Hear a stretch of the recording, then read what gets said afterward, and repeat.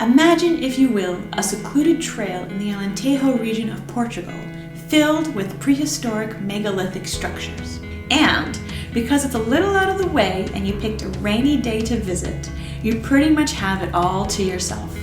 Today we're visiting the Almendres Cromlech, or as I like to call it, the Stonehenge you can touch.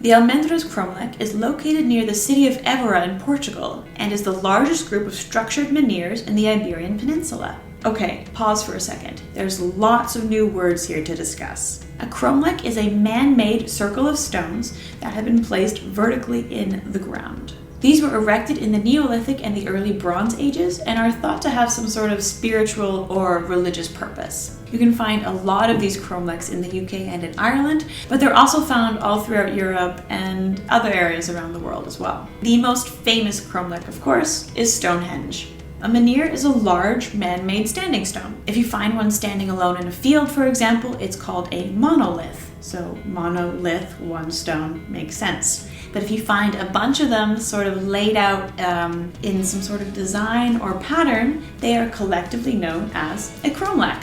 Everyone on the same page? Let's get back to Portugal. The construction of the Almendres Cromlech dates back to the 6th millennium BCE, but it wasn't discovered until 1966 by Henrique Leonor Pina. The excavation of the site revealed multiple construction phases dating from the early to the late Neolithic periods. In total, there are 95 of these granite monoliths. The older construction phase shows a set of 2 or 3 concentric circles of smaller stones in the west, and the later additions are 2 larger concentric ellipses. Both of these structures were later modified in the late Neolithic phase around 3000 BCE to transform the site for social or religious rituals. Many of the stones were re-erected in their original locations based on extensive research and the uncovering of the original bases. So when you walk around the area, you really get a sense of what it was like 6,000 years ago. Of course, as it's not a very popular tourist site and has free entry, many of the stones are highly eroded and there's lots of organic growth on them. Multiple stones have ancient patterns and designs carved into them. It was really hard to see them in the rain, but the hunting was just too fun to care. Some of them look like they're anthropomorphic in nature or more like Muppets, in my opinion. We've got some possible sun discs or circles, lots of fun stuff. While you're here, make sure to complete the megalithic circuit. There are several other megalithic monuments in the area, with the closest being the Almendres menhir. It's 4.5 meters tall, and therefore the tallest of the stones you'll see between the cromlech and the menhir. It's also said that the line from this site to the cromlech aligns roughly with the sunrise of the winter solstice. If you're not traveling with fellow archaeologists or historians, be prepared for disappointed faces. I'm trying to be impressed by them. But... I'm impressed by them. Yeah? Make me impressed by them. I'm impressed. Tell me about them. Okay. Can you move a giant rock?